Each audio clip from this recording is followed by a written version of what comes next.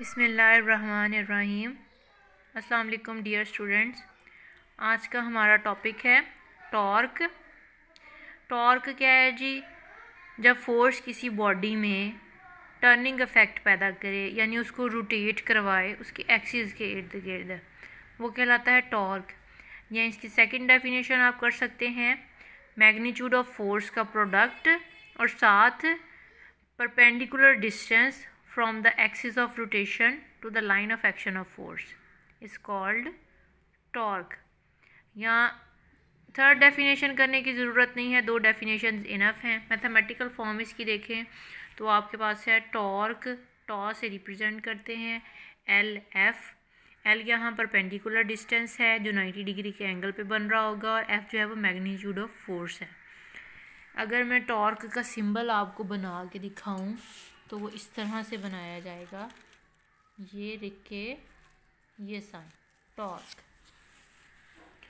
Dependence of torque है, torque mathematical form से जाहिर है कि फोर्स पे डिपेंड करेगी। Perpendicular distance from the axis of rotation to the line of action of force है। उस परपेंडिकुलर डिस्टेंस को नाम क्या देते हैं? मोमेंट आर्म का। ये मोमेंट आर्म की डेफिनेशन है आपके पास। परपेंडिकुलर डिस्टेंस को हम ज़्यादा डिटेल में आगे डिस्कस कर लेते हैं। पहले हमने क्या किया है, पहले इसने इसके यूनिट बता दिए हैं। देखिए मैथमेटिकल फॉर्म इसकी बन रही है एल और एफ।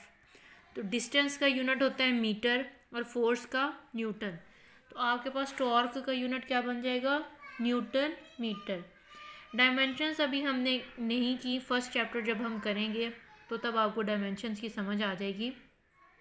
एग्जाम्पल्स ऑफ टॉर्क क्या हैं? जब आप पेज जो है उसको टाइट करते हैं तो वो आपके पास रेंच के ज़रिए, वो क्या है? टॉर्क की एग्जांपल है।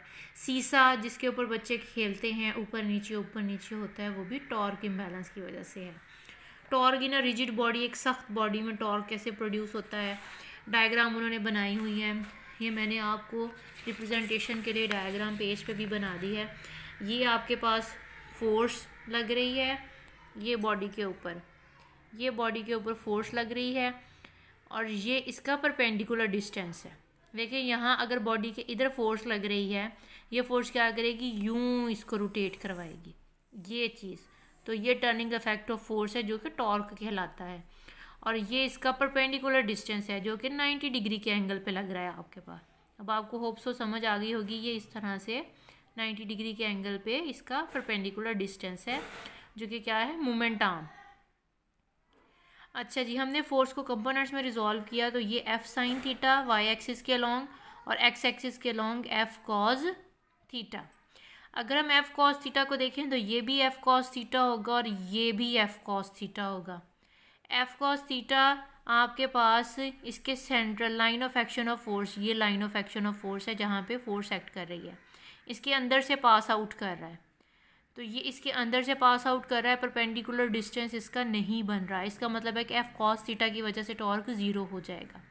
तो टॉर्क होगा किसकी वजह से? एफ साइन थीटा की वजह से। क्यों? क्योंकि ये और मोमेंट आर्म एक दूसरे के परपेंडिकुलर बन रहे हैं, ये आपस में परपेंडिकुलर हैं। तो इसका मतलब है कि कौन रोटेशनल इफेक्ट दे रहा है? F sine theta. तो मैथमेटिकल फॉर्म आपके पास क्या बन जाएगी? Torque r into f sine theta या r F sine theta. Sine theta हम वेक्टर प्रोडक्ट में पहले पढ़ चुके हैं कि साइन थीटा आपके पास वेक्टर प्रोडक्ट आती है, क्रॉस प्रोडक्ट बनती है। तो टॉर्क को अगर मैथमेटिकल फॉर्म देखें तो ये वेक्टर का sine R F sine theta N hat. Torque क्या हो जाएगा? R cross F. R cross F लिखेंगे तो ठीक होगा, एफ क्रॉस आर लिखोगे तो वो गलत हो जाएगा, क्योंकि क्रॉस प्रोडक्ट या वेक्टर प्रोडक्ट कम्यूटेटिव नहीं होती।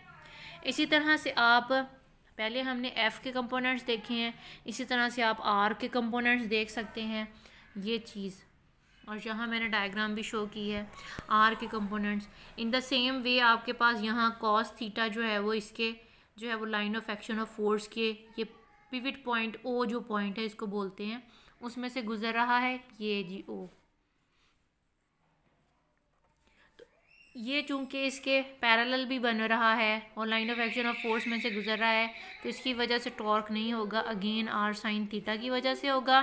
तो मैथमेटिकल फॉर्म बन जाएगी R sine theta into F. तो टॉर्क आपके पास आर साइन थीटा की वजह से हो जाएगा। और आपके पास जो मैथमेटिकल फॉर्म बनेगी उसमें r sine theta into f आ जाएगा, यानी r F sine theta, again r cross f आ जाएगा। एन हैट जो है वो डायरेक्शन को रिप्रेजेंट करेगा टॉर्क की, जो कि हम वेक्टर प्रोडक्ट में पहले भी आपको बता चुकी हूँ कि राइट हैंड रूल लगेगा वेक्टर की डायरेक्शन फाइंड आउट करने के लिए। अच्छा जी, इंपॉर्टेंट नोट है, हमारे पास एक फॉर्म हम देख लेते हैं, F is equal to M A होता है न्यूटन सेकेंड लॉ, जो कि लीनियर मोशन के लिए, यानी कि स्ट्रेट लाइन में अगर मोशन है, सीधी लाइन में कोई चीज़ मूव कर रही है तो उसके लिए न्यूटन का सेकेंड लॉ लगता है F is equal to M A. और अगर एंगुलर मोशन यानी कि बॉडी रोटेट कर रही है, सर्कुलर मोशन में है, तो फॉर्म बन जाती है torque is equal to I alpha. तो जो काम सीधी मोशन में फोर्स प्ले करती है वो टॉर्क रोटेशनल मोशन में, एंगुलर मोशन में या सर्कुलर मोशन में जब गोल गोल घूमती है बॉडी, उसमें प्ले करता है। फोर्स का काउंटर पार्ट यानी कि फोर्स का रोल कौन प्ले करता है? टॉर्क। मैस का आई होता है, आई की डिस्कशन हम बाद में करेंगे। और लीनियर एक्सेलरेशन के लिए एंगुलर एक्सेलरेशन है। तो आपके पास ये इंपॉर्टेंट नोट है कि टॉर्क का काउंटर पार्ट यानी कि रोटेशनल मोशन के लिए या सर्कुलर मोशन में टॉर्क वही रोल प्ले करता है जो कि फोर्स करेगी। टॉर्क एंगुलर मोशन में वही रोल प्ले करेगा जो कि फोर्स लीनियर मोशन में करती है। टॉर्क एंगुलर एक्सेलरेशन देगा जैसा कि फोर्स लीनियर एक्सेलरेशन देती है। एंटी क्लॉकवाइज टॉर्क यानी कि क्लॉकवाइज टॉर्क नेगेटिव होता है और एंटी क्लॉकवाइज टॉर्क पॉजिटिव होता है।